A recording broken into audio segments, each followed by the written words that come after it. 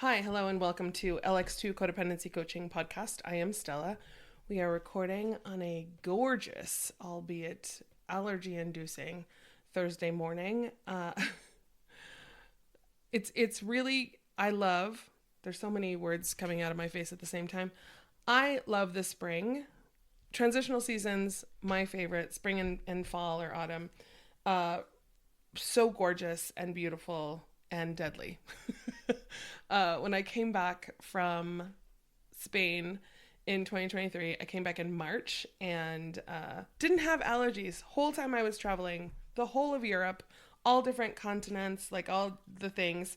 Um, and then I got off the plane in Albuquerque and my nose and my eyes just like lost it. So, even though I love transitional seasons, it is very uncomfortable and breathing is a whole thing. And even though I can put like a whole face of makeup on, my eyes are watering and blowing my nose then changes the contour of my blowing my nose changes the contour of my nose. So there's all of that. And it's interesting because I was thinking about this idea for the podcast of the unintentional consequences of things.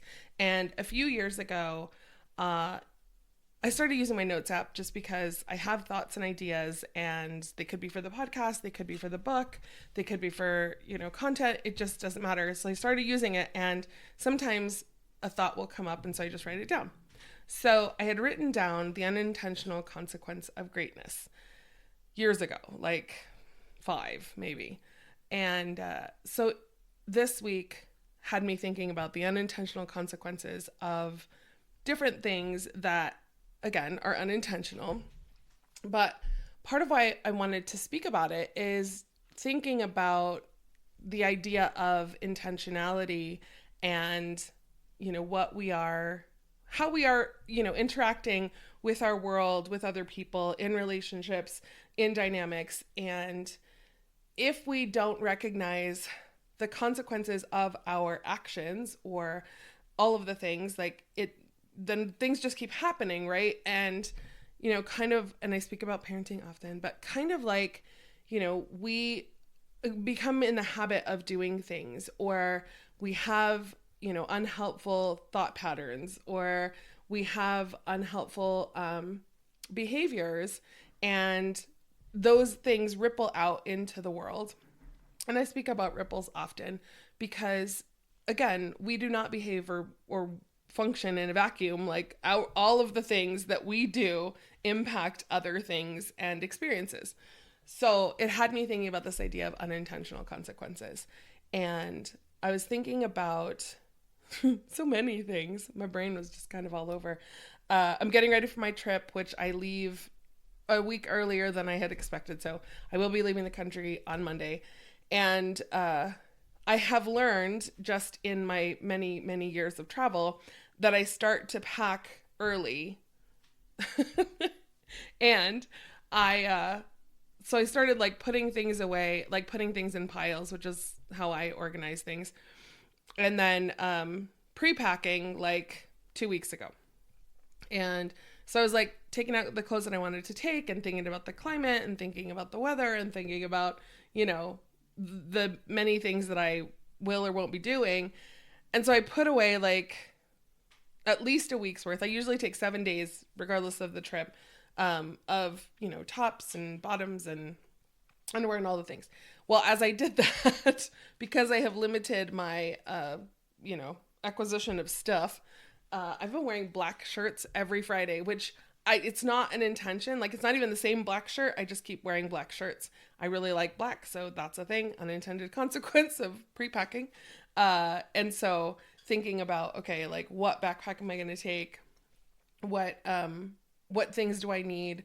And really thinking intentionally about, ease of movement through the airport with a tiny dog, ease of access to certain things, and even having lost a bag from my trip from Greece to Ireland, I lost a whole bag with like all of my equipment, all of my extra stuff, just gone. $1,700 in 1,700 euros. That was also gone. Unintended consequence of checking a bag. I still think about, okay, what do I actually like absolutely need? And then what can I be okay with if I need to, make different choices. So all of these things have consequences, right? All of these choices that I consciously make, I could be the most well-intended human and still create an unintended consequence. So I was thinking about parenting as I do, and the unintended consequence to our children of anxiety or fear or the things that are self-talk that we, sometimes say out loud. All of those things have unintended consequences when we are behaving just in the world, and littles are paying attention with just general, the way brains work, pattern recognition of the meaning of things. And as we, just behave, it's interesting, right? I was talking to a client the other day, and she was talking about trying to be intentional in giving her children a sense of caution without giving them a sense of anxiety. And I love that idea, because oftentimes we want children to be careful in certain, situations or scenarios. And yet if we tell them to be careful, then they can unintendedly create this idea of fear of like, well, the world is not safe, which again, the world is both safe and not safe depending on all of the situations and whatever. It's curious to me, right? Because again, nobody intends to mess up their kids. And it's one of the things that happens when we are just behaving in the world without knowing anything other than how we were parented, right? Or our own experience in the world. And our own experience, very much based on our lens, our perception, the things that we experience, then influence our children. And what I find to be true and interesting is that, a single human, early adulthood, has experiences, but they keep in mind the things that their parents have said, right? That they have to work hard, or they have to have an education, or they have to buy a house, or whatever it is, right? And so then it creates this unintended consequence of like, this is who I have to be in order to make people happy and also to create success, whatever that looks like, right? And everybody has their own experiences. And then we silly humans, we get together with another human who is raised in a completely different household, completely different set of values, completely different set of fears and worries and concerns and joys and experiences. And so we put those two humans together, and then, for long term or short term, then they decide to make a person. And then that little human creates an unyielding ripple effect of unintended consequences. The things that we did not even think about when we were in our young adulthood, not having to worry about anybody else but keeping ourselves alive. It's a very crazy system, the way that humanness just works. And yet it works, right? And so when I speak with clients about their perspective on the world, it is helpful to kind of remind them, like, yes, that all of those things, valid and true, based on the house that you grew up in, based on the experiences you have, and here's a way to modify that particular skill or thought pattern or behavior to function in a different way, right? And as it impacts others, recognizing that, I think about anxiety often because, anxiety.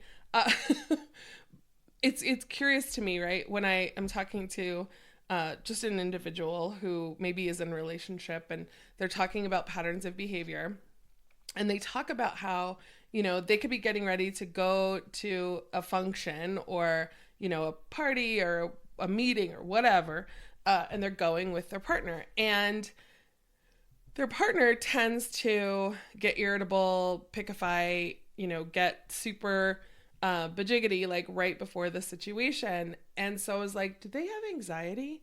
And, the client will be like, well, kind of, maybe, I don't know. It's like, is it possible that certain scenarios, situations, circumstances create anxiety? Consequently, the unintended consequence is irritability, right? Reactivity. Is it possible that when you go to your in-laws' house, you have anxiety and you get irritable, reactive? You might get a case of like I don't want to go. Like you just start doom training, right? Like the worst case scenario, the last time we were there, this happened. And it's one of those things that we don't pay attention to until another person who's not in the situation, who has a different perspective. Certainly my perspective is, observing human experience for the last 14 years, and also anxiety, and also, being a formerly married person who had in-laws. Like, I can see all the things that we can't necessarily see. And so we talk about this idea of like, this is my lens in that tunnel vision way. And, then this happens, right? The unintended consequence of growing up in chaos and or trauma and or drama is that we become hyper aware of everybody else's feelings in the room, right? We want to make sure everything is okay. And it was interesting because when I talked about being othered last week, what I had forgotten, silly goose, is that being part of, so the opposite of being othered, being part of a community or group or family or whatever has kept human beings alive since human beings started walking upright and traveled together in groups. And so that has kept us safe as human beings, right? So that particular characteristic has led us to this need to feel connected. One of the first lines in Best Intentions, The Things We Do for Love, the book that I wrote about codependency, is that it is our human drive to feel connection. We want to feel connected to other people. And what I forgot when I was speaking about that othered, situation is that it's evolutionarily necessary, right? It is an evolutionary drive to feel connected. The unintended consequence of that drive is to make sure from that need of safety to do whatever we need to do to stay part of the group, right? Do whatever we need to do to stay in this family. Do whatever we need to do to stay in this relationship or to have people around us. And that's the unintended consequence, right? Then we end up doing all these extra things to feel, connected, accepted, validated, and loved. So interesting when we recognize, oh, that is the drive or motivator. And it honestly wasn't until I listened to the episode. Because normally I will record, I'll post it, and then I will listen to it, later. So I was listening to it and I was like, oh shit, I forgot about that part. Silly goose. And thinking about the unintended consequence, really recognizing that even our habits and behaviors impact other people. I want to say beings because, the way that I have my habits and patterns of behavior in the morning definitely impact the tiny dog, right? And so one thing in particular, which is just kind of funny, is that I'll get up, I'll do whatever I need to do in order to let him out. Depending on the day, depending on the workout, I will get his harness, right, from the drawer. And so I open the drawer, pull out his harness. It's got his tags on it, so it makes a little jingly sound. He immediately comes. Like, that's just, it's pattern recognition.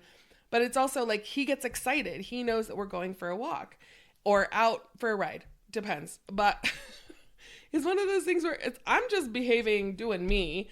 And then I unintentionally impact his behavior, his awareness of like what's going to happen, all the things. So if it impacts a tiny dog, it's definitely going to impact a tiny person, right? And so if we are constantly, for example, yelling in the car, right? As our driving behavior, as we're in the car often, taking them all to all the places and doing all the things, we start to, yell and scream and react to other people. the unintended consequence is that a child starts to learn that the car is not safe or it feels uncomfortable because there's a lot of anxiety, because there's a lot of energy, because there's sometimes yelling, right? Or, loud music or whatever, right? The unintended consequence of listening to podcasts in the car with a child, especially who is integrating information all the time, is they pay attention to literally everything, right? And we know that, right? On a conscious level, we understand that tiny humans pay attention to all the things. What they also pay attention to is the subtle things that we are maybe not intentionally disseminating to them, giving to them, like anxiety, right? And so back to this client who was like, I want to give them enough information to like be aware of their surroundings, be aware of like whatever, but not to the point, even like be aware of good grades and, behavior at school, all these things. But we then also give them other, fears or worries or, what do you mean there's a fairy that comes in my room and takes my teeth and gives me money? Like, that's, when you think about it, it's kind of creepy, right? What do you mean there's a guy that comes into the house while we're sleeping, even though mom and dad lock all the doors, do all the things, don't talk to strangers? There's a man who comes in the house and leaves us presents? That's weird, right? And so it's that, really recognizing that there are unintended consequences of what we say and do, especially with our littles or with other people. It's very curious. When we think about the intention behind the Tooth Fairy or the Easter Bunny or Santa Claus or whatever, like there's this whimsy and wonder and magic. But to an anxious kid, that's terrifying, right? And so really paying attention to like what you're saying and how you're saying it and what your intention is, like what's the goal, right? It's curious to me. There's so many unintended consequences. And so as I was preparing for the podcast this morning, I was thinking about just random unintended consequences, and in a good and a bad way, right? There are good unintended consequences as well. So I was thinking about this idea of texting, and because I'm a Gen X human, I did not grow up with a phone. Very grateful that, my 20s was not documented on any social media platform.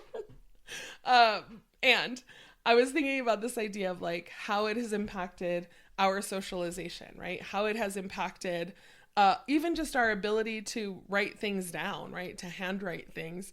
So it's impacted our learning. It's impacted our communication. It's impacted our ability to make eye contact. It's impacted our connection and even our communication, right? Like, it's interesting the way that texting specifically and social media in general has changed how we interact with others and the world, right? So one of the unintended consequences of, let's say, texting, right, or just having a phone in our pocket, access to humans all the time, is that now I text people, hey, can I call you? Whereas before we would just call someone and, you'd take it or leave it if somebody answered the phone or was available, all the things. But having a phone in our hand, if not in our pocket constantly, gives the perception that we are accessible all the time. And one of the boundaries that is helpful to manage is putting the damn thing down, right? My ringer is on silent all the time. Since I started doing this job, I have just naturally put it on silent because I can't have it making noises. I also don't use notifications all that often if I don't have to, right?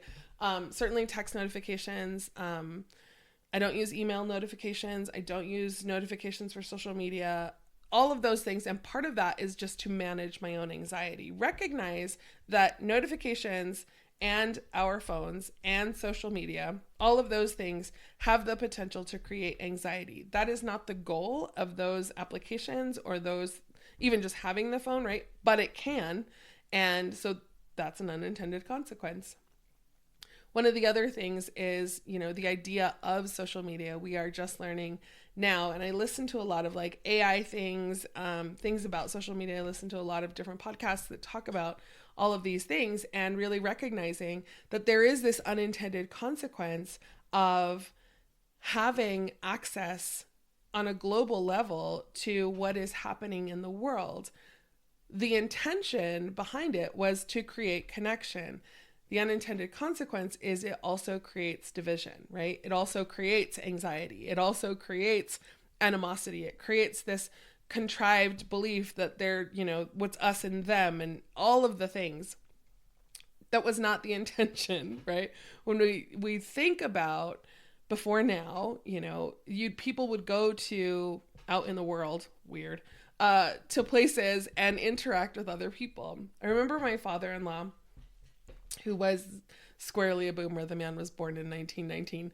But he would love, after he retired, to go to a specific restaurant and like get coffee in the morning. And that's how he would interact, right? He worked for years and years and years at a job where he would interact with people. And once he retired, that was really challenging for him. So then he adopted this other behavior of going to a restaurant and getting coffee. And it was very cute. And so that was the unintended consequence of retirement, right? I talk often about how as my clients are getting ready to retire or have retired, all of their anxieties kind of come to the forefront, or they start to imagine, like, we work so hard doing a job for so long, and you look forward to the day that you don't have to do the job until that day comes. And so then it creates all of this like angst or weirdness. Same thing with like our kids going away to, college or just leaving the nest in general. That's our goal. We want them to go and be fruitful and multiply, go out into the world and do things. The multiplying thing is, we'll talk about that later, but it's curious to me because then the unintended consequence is anxiety for parents specifically when they go, oh shit, I don't know who I am or what I need to do once these humans leave, right? Once there are no more. The idea of being an empty nester is a great, like, pie in the sky idea. But when it comes to fruition and it's there and it's in front of you, it creates an identity crisis. It creates grief. It creates anxiety. It creates a ton of extra time. And also, then I don't know who I am, right? And so separation anxiety is a thing. It doesn't always look like fear and worry, but it often looks like an identity crisis. Like, who am I outside of this dynamic and this pattern of behavior, right? Same is true with like any separation or like divorce or whatever. Like anytime you have done something for so long and then it shifts or changes, it creates a whole other slew of things you didn't even think about or imagine. And then you end up in my office. I've spoken often, certainly in the past, about when my dad died when he was 43, I was 16.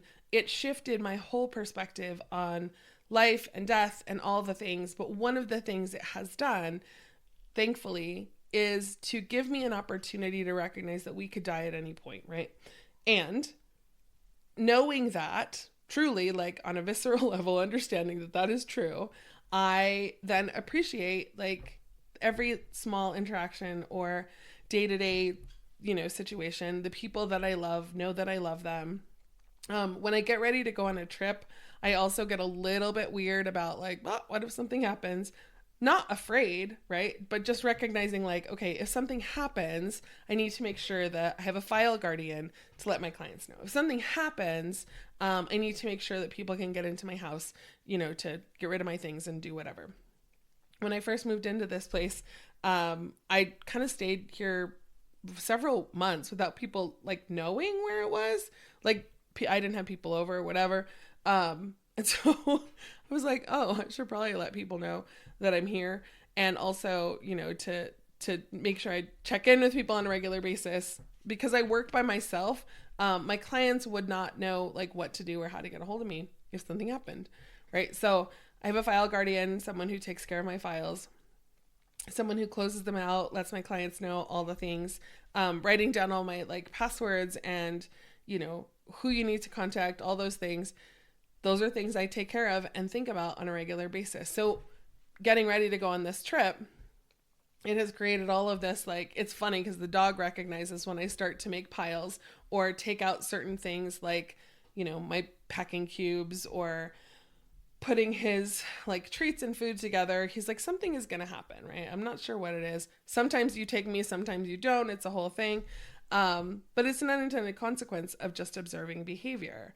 And so now to think about, okay, how do we shift it from an unintended consequence to being intentional in what we are doing, right?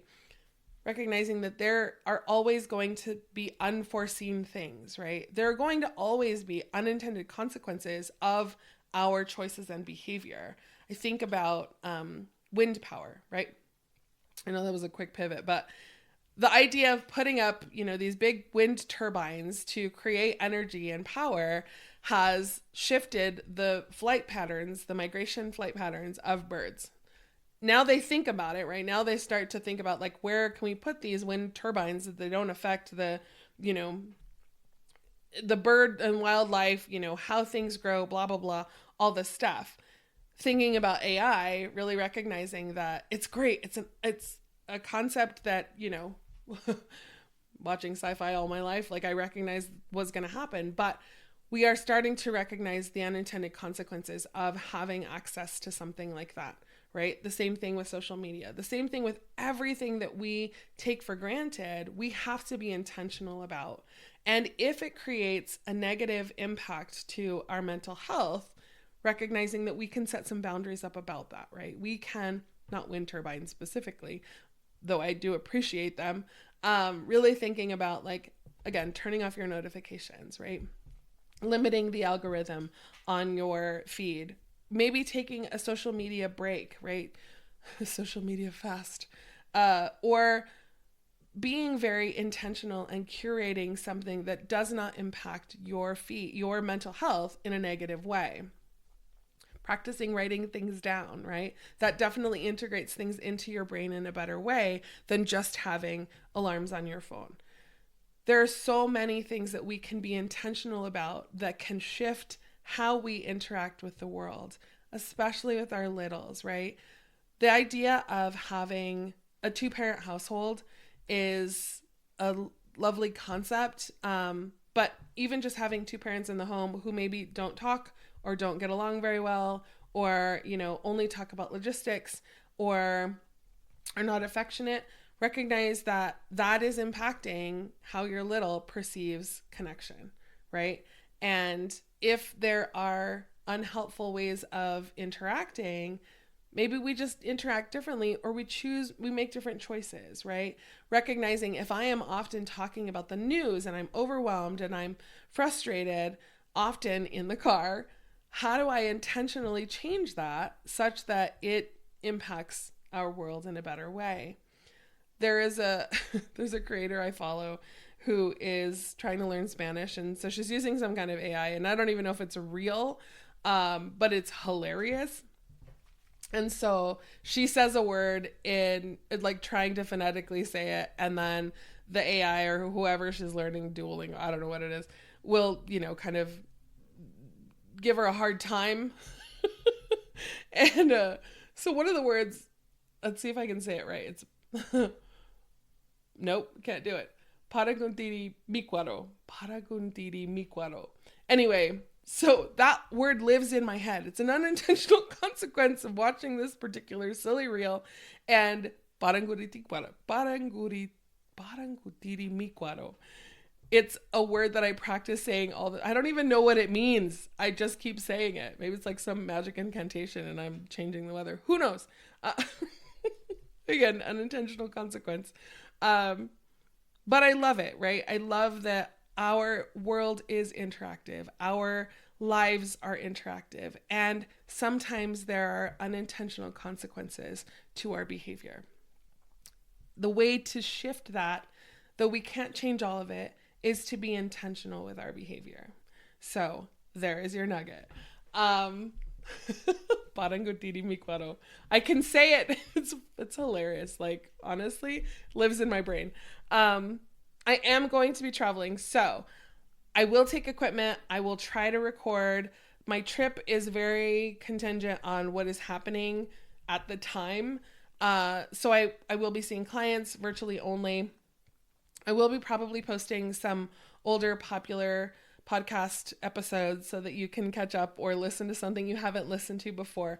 I am so moved and grateful. We had almost 900 downloads, almost 1,000, right? Over 900 downloads in the last month. And the podcast continues to grow, right? There's so many people all over the world, like Vietnam, Singapore, yeah, just everywhere.